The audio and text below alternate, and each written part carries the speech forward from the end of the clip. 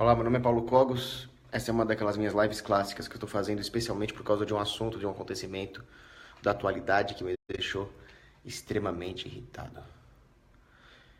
Oh no, not me, I did it my way. Sabe quem pode cantar essa música quando chega no fim da vida? Pouca gente. Uma das pessoas que vai poder cantar essa música ao fim da sua peregrinação terrestre vai ser o herói Langendorf, que salvou muita gente de ter morrido porque ele tinha uma arma. Ele pegou um fuzil e enfrentou o bandido que entrou numa igreja batista no Texas e matou um monte de inocentes. Para quem não tá sabendo aí, tem um babaca, canalha, bandido, comunista, safado, democrata chamado Devin Kelly. Ele pegou um fuzil, entrou numa igreja batista no Texas e passou fogo no pessoal durante a congregação. Matou um monte de criança, inclusive, bebê de 2 anos, a filha adolescente do pastor. É um morticínio. Eis então que o Johnny Langendorf, o cara tem nome de herói de seriado, né? Agora mais um episódio de Johnny Langendorf. E o cara agiu como um herói de seriado mesmo. Ele foi lá, pegou um fuzil, enfrentou o bandido, saiu com outro amigo dele perseguindo o bandido e atirando. Até que o bandido provavelmente foi atingido, perdeu o controle do carro lá, morreu, que se exploda. Aí vem a esquerda falar que a culpa é das armas, como sempre. Toda vez que ocorre um negócio desse, a esquerda vem falar que é das armas. Análise superficial e falaciosa. Eu vou explicar por quê. Se vocês repararem, é porque um civil tinha uma arma que ele conseguiu evitar que mais gente morresse. Ele teria matado a igreja inteira. Ele teria matado a congregação inteira se não aparecesse esse inocente, esse herói com um fuzil e passasse fogo no bandido. Ah, mas o cara não entrou com uma arma atirando na igreja? Vejam como é que as coisas funcionam. Primeiro que ele não devia estar com essa arma. Essa arma era ilegal. Ou seja, tudo que o governo fez para proibir armas ilegais, por mais que ele nos tire as liberdades civis para fazer isso, não adiantou nada. O que vai acontecer se o governo aumentar o arroxo contra as armas é tirar as armas dos inocentes. Então, bandidos como esse vão continuar tendo arma. Mas os inocentes, muito mais provavelmente, vão deixar de ter as armas deles. O que vai tornar a nossa vida ainda mais insegura. When catapults are outlawed, only outlaws will have catapults. Isso é um adágio medieval, os caras já sabiam das coisas ali. Então não vai adiantar nada. O que nós temos que fazer é armar a população inocente para se defender. Depois, que toda vez que um criminoso ataca um lugar desse, ele tem a vantagem tática da ofensiva. Isso é um princípio de guerra, princípio da ofensiva. Ele começa e o criminoso começa por definição, porque ele inicia a agressão. O crime está no início da agressão, todo libertário sabe disso. Princípio da não agressão. Então, o bandido tem a vantagem da ofensiva. Tendo a vantagem da ofensiva, eu posso dizer que qualquer coisa pode ser usada como arma, porque ele tem a vantagem da ofensiva. Vocês entendem isso? Quando o meu inimigo não está esperando o ataque, estou pensando com a mente do criminoso agora, os civis não estão esperando o ataque, eu posso usar qualquer coisa como arma. Eu posso colocar fogo na igreja, eu posso comprar uma carreta e passar com a carreta por cima da igreja na hora da saída, ou aquelas igrejinhas de madeira ripada ali, ou a carreta arrasta ela. Eu posso colocar explosivos, eu posso fazer um ataque de ácidos, eu posso usar arma branca com enorme poder porque eu estou na ofensiva, enfim. Já o defensor, ele não tem a vantagem da ofensiva, então nem tudo ele poderá usar como arma. Ele não pode agora usar uma carreta para se defender, ou usar gasolina e fósforo para se defender, porque ele não tem. Isso requer um planejamento prévio. A única maneira do defensor contrabalancear a vantagem da ofensiva que o agressor tem é com aquilo que foi feito para se defender, que são as armas. Então as armas dão essa vantagem para o defensor.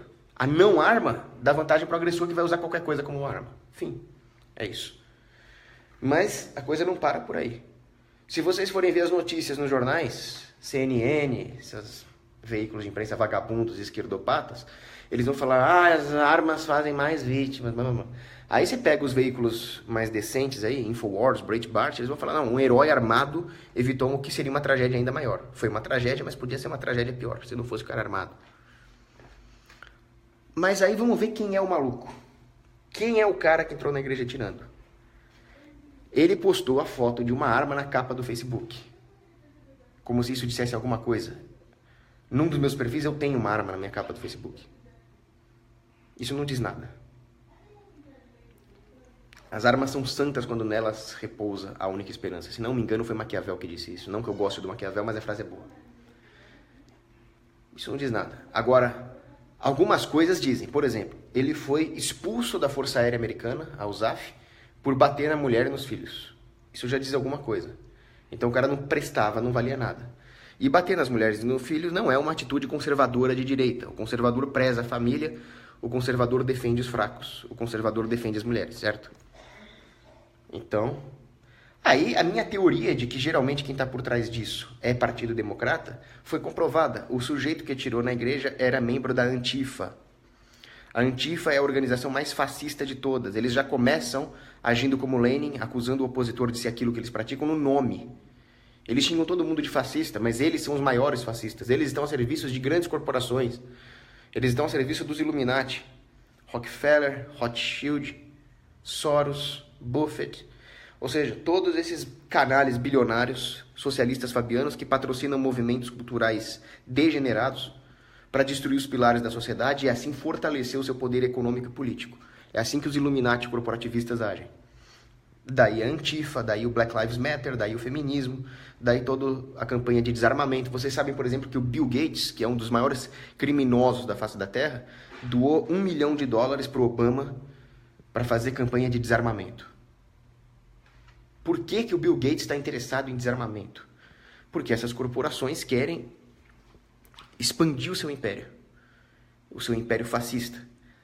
E no caminho da expansão fascista está o cidadão armado, porque para fazer essa expansão fascista e para agir em conluio com o governo, através de lobby, para criar políticas de privação das liberdades civis que vão usar a tecnologia da Microsoft, eles precisariam criar um regime totalitário. E contra esse regime totalitário está o cidadão armado. Então esse canalha do Bill Gates quer desarmar a população também. Ele também patrocinou aborto. Bom, enfim. Vocês estão entendendo onde eu estou chegando? Agora, todas as falácias desarmamentistas da esquerda batem contra a lógica. E não passam. Porque a lógica é sólida e as falácias dos desarmamentistas são gasosas. Então a esquerda vai usar todo tipo de dialética erística, de artifícios, de mentiras, para tentar derrubar os argumentos sólidos dos armamentistas, mas não conseguem. Não conseguem porque eles batem em outro negócio sólido que se chama estatística. A ciência da estatística demonstra que todos os atentados, mass shootings, aconteceram majoritariamente em estados e cidades onde as armas eram proibidas. Você não vai ver um cara atirando na reunião da NRA, por exemplo. Então, como é que eles fazem para manipular as estatísticas? Eles já se cansaram de manipular as estatísticas intelectualmente. Os intelectuaizinhos orgânicos da inteligência já foram desmascarados. O povão quer arma. Se você chegar para um americano lá do Kentucky, aqueles caras... What's up, my man? Yeah. Ou se você chegar para um brasileiro aqui, um cara de uma borracharia no interior de São Paulo aqui, todos eles vão concordar que eles querem uma arma para defender sua família. Essa é a sabedoria natural do homem. Então, restou à esquerda um último recurso. Uma dialética erística concreta. O que é isso? É patrocinar movimentos para tentar manipular as estatísticas através de atos concretos. Em outras palavras, eles estão aliciando pessoas para praticar mass shootings em áreas onde o armamento é permitido, como o Texas, para depois colocar a culpa nas armas. É muito sério. Isso aconteceu, esse mesmo padrão aconteceu em Las Vegas. O cara chegou lá em Las Vegas e atirou. Las Vegas, especificamente, não é uma região que pode ter arma, muito menos a arma que ele usou para matar as pessoas lá em Las Vegas. Mas Nevada é muito mais permissivo do que estadozinhos democratazinhas como a Pensilvânia, Illinois, esses estadozinhos idiotas. Então eles estão realmente querendo desmentir os armamentistas praticando mass shootings. Mas isso não desmente os desarmamentistas. Pelo contrário, isso mostra que o problema realmente é a esquerda e que os desarmamentistas estão tão canalhas que eles já passaram do tempo de comemorar mass shootings. Agora eles estão mandando ter mass shootings. Esse cara lá de Las Vegas que atirou na população, não sei nem se foi ele que fez isso. Mas vocês viram o alvo? Música country. Quem é o público de música country? republicano de direita, conservative, alt-right, e assim por diante. Eles não, nem para disfarçar o ódio deles. Quem é esse cara que atirou agora aí no Texas? Antifa. Se você pegar a lista de todos os psicopatas mass shooters, todos eles são ligados ou a Partido Democrata ou a islamismo. Não tem exceção. Esse não tem exceção. Mass shooting tem 90% aconteceu em lugar onde a arma é proibida, tem 10% de exceção. Esse não tem exceção. Todos os atiradores são ou de esquerda ou maometanos. Então qual é a solução? Tirar as armas da população? Deixar a população inteira vulnerável a esses mesmos psicopatas que são capazes de matar inocentes para tentar fazer as suas falácias parecerem sólidas? Não. Quem está certo é uma mistura de Hans Hoppe com Pinochet. Hans Hoppe acertou em quem remover.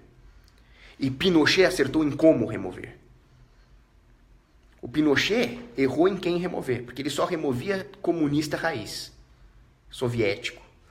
O Hans Hoppe errou em como remover, porque ele acha que é só colocar na periferia da civilização. Se você colocar esses caras na periferia da civilização, você vai ter a civilização cercada por esses psicopatas. Surrounded.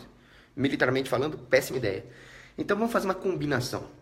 O Hans Hoppe não falou para remover comunista, democrata, esse tipo de degenerado aí? Kebab. E o Pinochet não tem os helicópteros? Combine os dois. Coloque os democratas no helicóptero e vocês já entenderam o resto. Vamos salvar a sociedade, porque nós não podemos deixar de ter nossas armas.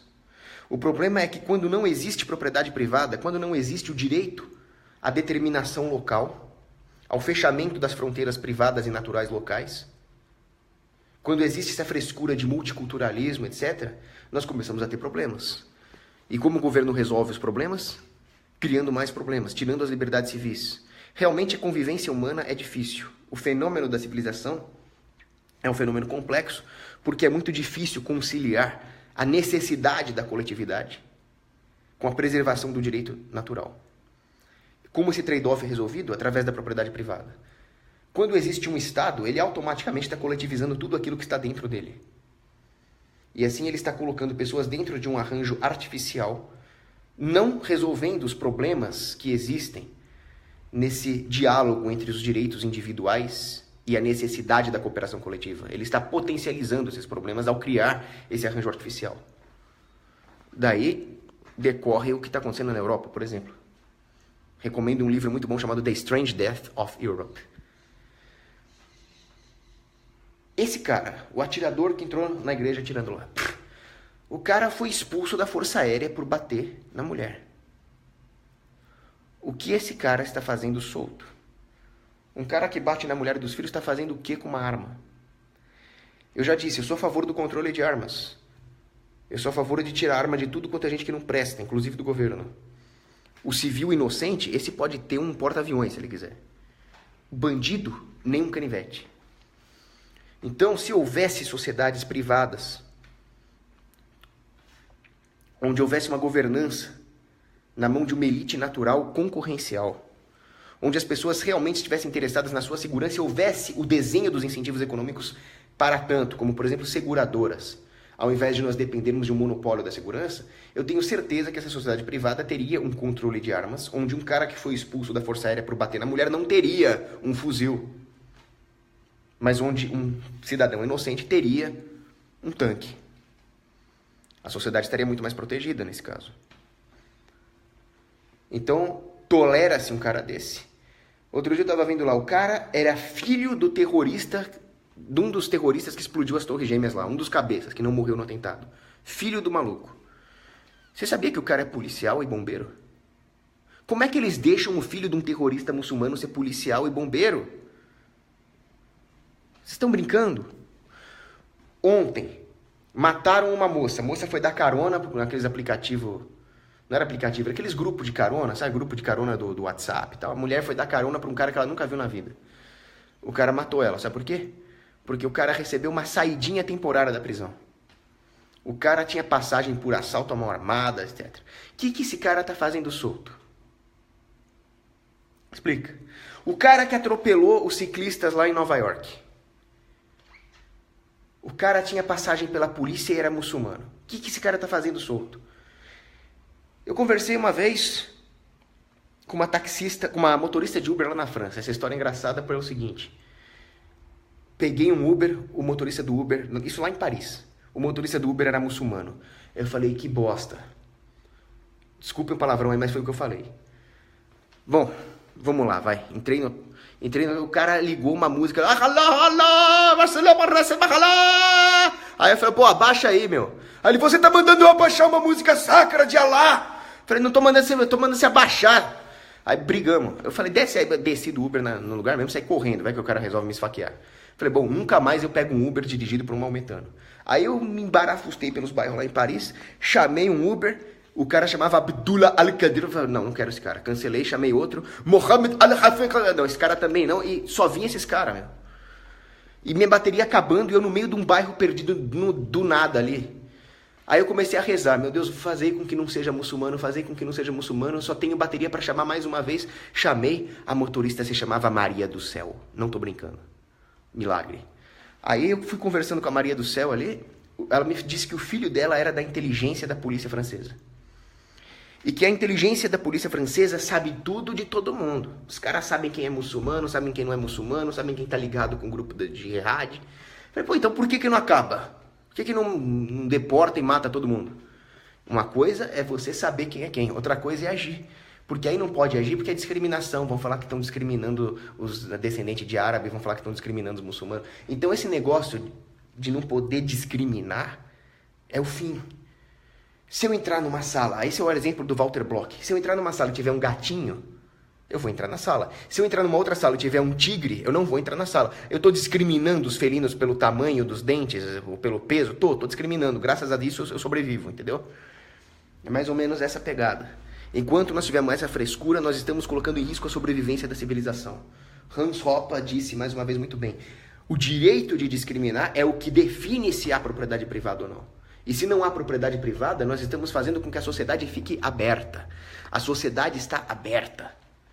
Todas as pessoas agora estão vulneráveis. Nós não temos mais controle de quem se aproxima e com que tipo de instrumento das pessoas que nós amamos e prezamos. Nós não temos mais controle de quem entra e sai da nossa civilização. E o homem precisa estabelecer um vínculo geográfico com o seu entorno e estar seguro para que a sua preferência temporal possa baixar e ele possa investir no futuro. Do contrário, nós vivemos no meio do mato. E não existe nenhuma proteção. É igual o nome daquele site, Zero Hedge. Aí você vai fazer o que numa sociedade dessa? Você vai esperar que o governo mande a SWAT caso algum terrorista inicie um ataque? A hora que ele iniciar o ataque, você já morreu. A hora que a SWAT chegar, você já está no julgamento particular com Cristo ali. Nós temos que proteger a sociedade hoje, agora. É isso. Então, resumindo o vídeo, né? A culpa não é do armamento. A culpa é de tolerância com vagabundo, tolerância com bandido, existência dos democratas. Além disso, a própria possibilidade jurídica, só para complementar, né? Além disso, a própria possibilidade jurídica de desarmar a população faz com que a esquerda haja. Porque se existe a possibilidade de desarmar a população, é só por isso que a esquerda patrocina esse tipo de atentado para tentar fazer valer suas falácias argumentativas. Se não existisse essa possibilidade, não, o armamento não vai ser tirado da população. Cláusula pétrea. Arrumem outra coisa para fazer. Eles iam procurar outra coisa para fazer. Ou então nós vamos tentar resolver os problemas. Nós vamos tentar eliminar da sociedade os elementos que fazem mau uso das armas, ao invés de eliminar as armas. Faz sentido, né? Coisa idiota. A arma é um bom instrumento. Em vez de eliminar quem faz mau uso dela, se elimina o bom instrumento. Vai chutar a cara de um cara que faz isso.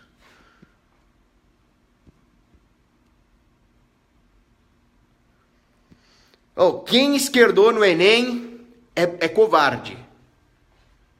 Não tinha nada que esquerdado no Enem. Negócio dos surdos lá. Como é que você faz para o surdo ser inserido no mercado de trabalho?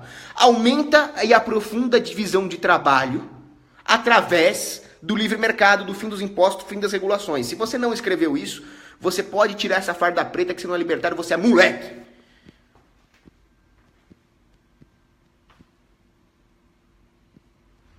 Pessoal, só mulher pode pedir beijo. Homem pedindo beijo, não, por favor, tá? O Zaras Bolton pergunta por que não... Bolton. Eu tenho medo de um cara chamado Bolton. Não me convide para conhecer seus cãezinhos, viu, Bolton? Mas ele pergunta por que não volta com a pena de morte. A pena de morte é essencial. Bandido bom é bandido morto. É só você não estuprar, não roubar, que você não vai lá preso de pedrinha. Tá ok? Então é isso. E um abraço aí para todo mundo que pediu abraço.